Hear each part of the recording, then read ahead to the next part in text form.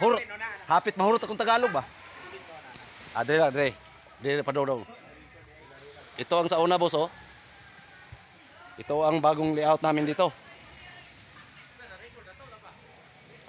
Ito. Ito, boss. Ito ang design namin pang dagat dito.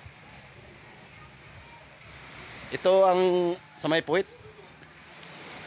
Ito.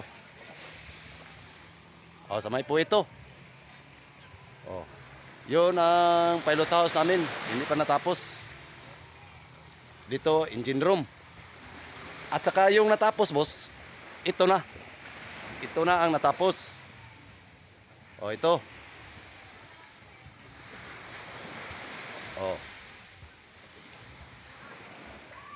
Ito na ang natapos, boss.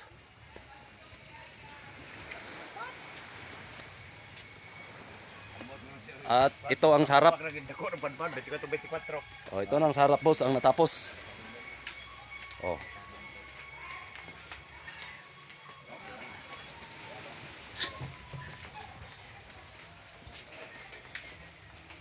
Yan.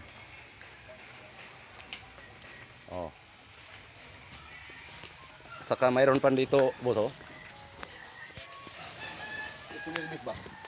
At dito sa taas.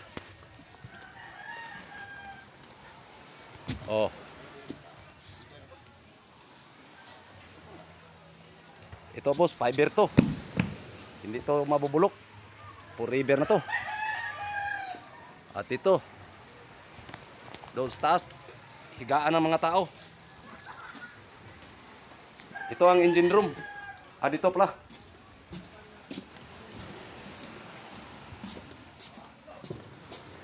Diyan ang engine room, boss, Diyan. Dito sa puwit yan. Dito sa may kapitan. Hindi pa nalagyan ng ano. At sa taas, boss, dito sa taas makita niyo. Ito. May higaan mga tao dito. Ito. Higaan sa mga tao to. Sa taas to. Ito. At saka yung magpahinga yung mga tao, boss, para hindi malamigan yung katawan. Gusto sila magpalamig. Dito sila upo. Tiris to. Yan, boss. Puro fiber yan. Walang plywood yun. Yan. Puro plywood, fiber yun. Walang plywood yan. Yakal lang lahat ng mga kahoy dyan. Binabudgetan nyo ng may-ari ng 10 million siguro ang budget yan.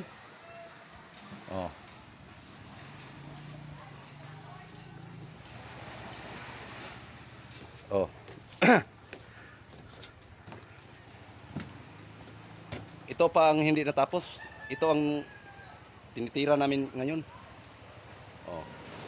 Ito ang sa puwit. Doon sa harapan.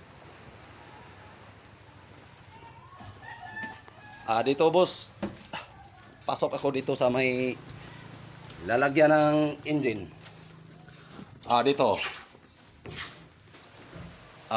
Dito ng engine ilagay, boss.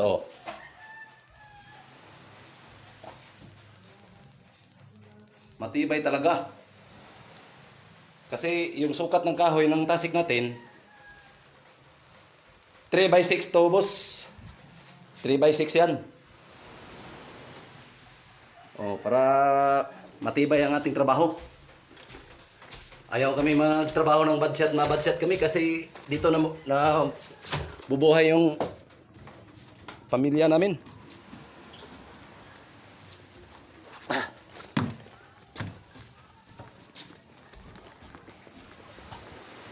At saka ito ang mga budiga. Ito. Mga budiga yung, boss, Diyan. Yan ang budiga.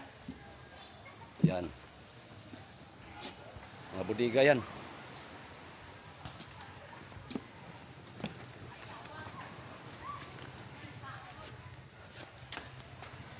Oh. Ito na.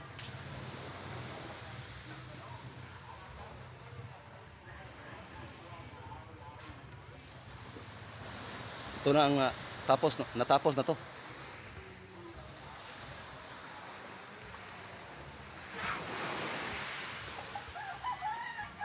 Yun, kung gusto mo puro fiber, yan.